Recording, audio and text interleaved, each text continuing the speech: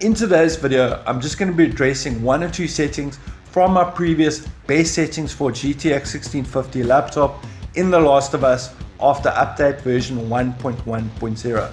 So guys, if you have a GTX 1650 laptop, chances are dollars to donuts that it's paired with a quad-core CPU. Count yourself very lucky if you have a 6-core Intel or AMD or even an 8-core processor. And the reason I bring this up is because about a month ago, Windows 10 and Windows 11 did an update which broke the performance of The Last of Us no matter which version of the game you're on. It's about a 20% decrease in performance. So at that, let's get to these settings. So sit down, strap in, let's go. To start the video, I'm just going to go over some Windows settings that can hopefully help you in The Last of Us. So in my previous video, I recommended putting The Last of Us into a permanent state of high priority via regedit, but upon extensive testing, I found that it makes absolutely no difference whether it's in normal priority or high priority. So we're going to skip that step. What I do recommend is capping the FPS with River Tuner, because guys, what you're going to find is when you're not in a CPU heavy area, the FPS goes up to 50, some cases even 60. But as soon as you hit a CPU heavy area, your FPS is going to be dropping to the 20s or probably into the 30s. So I find a good middle ground is to cap the FPS to 40. So all you do is you just go find where The Last of Us is saved on your hard drive, find the executable, select the executable, and then cap the FPS to 40. And then for the second step, the in-game sharpener for The Last of Us is pretty bad. So I recommend in-game just setting that sharpening to 0, and then what we're going to do is we're going to sharpen the game on a driver level via the NVIDIA control panel. So just open up the NVIDIA control panel, go to manage 3D settings, go to program settings, find The Last of Us executable, and then all you do is go on image sharpening, and by default it's going to be on off. So just put on, and it's going to start off on 0.50. So just adjust that to 0.30. That's where I find it looks best. And then just drag ignore film grade to 0. Click OK, hit apply, and you're done.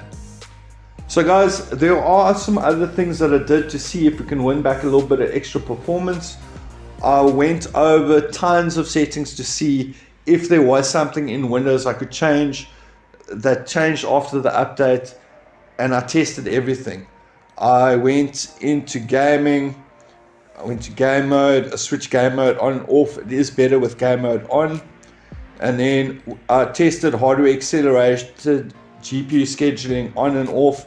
It's still better with hardware accelerated GPU scheduling on. But if you have hardware accelerated GPU scheduling on, I recommend switching it off in VLC Media Player, switching it off in Discord, and switching it off in your browser. Other than that, we're done for Windows settings. Right guys, to keep things nice and short and sweet, like I said, I'm just going to be addressing in-game settings from my previous video. So what you're going to do is just go to options, go to display, and guys, the game looks best at 1080p. And then scaling mode, obviously AMD FSR 2, and then you want to use a quality setting because balance doesn't really add extra performance, but it does make things look a lot uglier. And then as mentioned earlier, put sharpening on 0, and then we're just going to go back to options, graphics. So guys, in my previous video I recommended some tweaks that weren't necessary and actually killed performance. So what you're going to do is graphics preset, you're going to set on very low, hit apply. They haven't improved the visuals even at low settings, so it's not a train smash, but performance wise it just makes it's much better at very low. Texture filtering, leave everything else in textures. Texture filtering you're going to put on times 16. And then under lighting settings, only things we're going to change are ambient, shadows, quality. Going to put that on quarter resolution because as you can see it makes it look a little bit better. And then the only other two things we're going to change here are screen space, ambient occlusion, As you can see, it makes it look a lot better. Screen space cone tracing, which just adds a bit of depth to shadows. As you can see, it looks a little bit flat there. You add that, adds a little bit of depth. Nothing else here. And then in visual effects, just going to be putting on lens flares, and that's it for settings.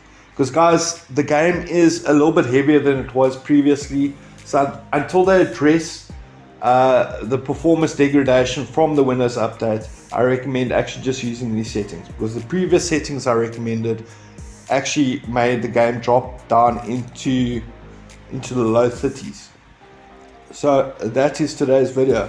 Use these settings, you're going to get some good frame rates. It's going to be mainly 40 stable. It will drop down into the 30s momentarily, but these settings are better than the previous settings I recommended last week. Thank you so much for watching. If you have any questions, hit me up in the comment section. If you enjoyed this video, be sure to smash that like button. And as always guys, it's people like you that make a difference in this world. Keep on rocking. Cheers.